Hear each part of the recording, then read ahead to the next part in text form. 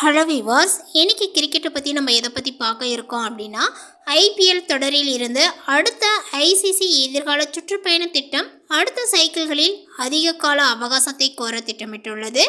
இதன் மூலம் பார்த்தீங்கன்னா தற்போது 74ஆக உள்ள போட்டிகளினுடைய எண்ணிக்கையை 94ஆக உயர்த்த இலக்குகள் நிர்ணயிக்கப்பட்டுள்ளன. 10 அணிகளுக்கு மேல் விரிவாக்கக்கூடிய திட்டங்கள் இல்லை என்பதை ஐபிஎல் நிர்வாகம் பார்த்தீங்கன்னா தெளிவுபடுத்தியது.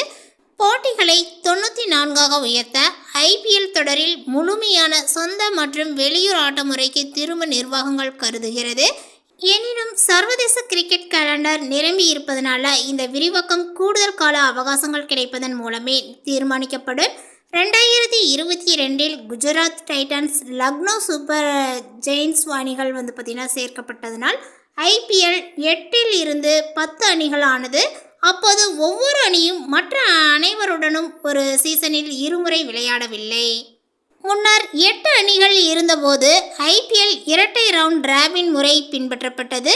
10 அணிகளுக்கு இம்முறையை பார்த்தீங்கன்னா பின்பற்றினால் போட்டிகளினுடைய எண்ணிக்கையும் தொடரினுடைய கால அளவும் கணிசமாக பார்த்தீங்கன்னா அதிகரிக்கும்.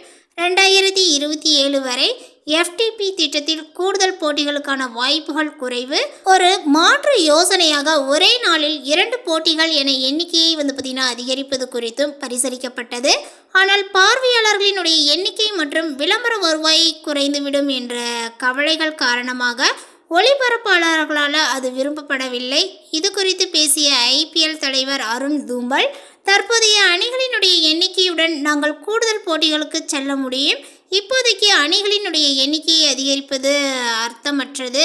அதனால் சொந்த மண்ணிலும் வெளியிலும் சம எண்ணிக்கையிலான போட்டிகளை பெற வேண்டுமானால் 74 இருந்து 94ஆக அதிகரிக்கலாம். அதுவே சிறந்த ஒரு சூழ்நிலையாக இருக்கும் என்று தெரிவித்தார்.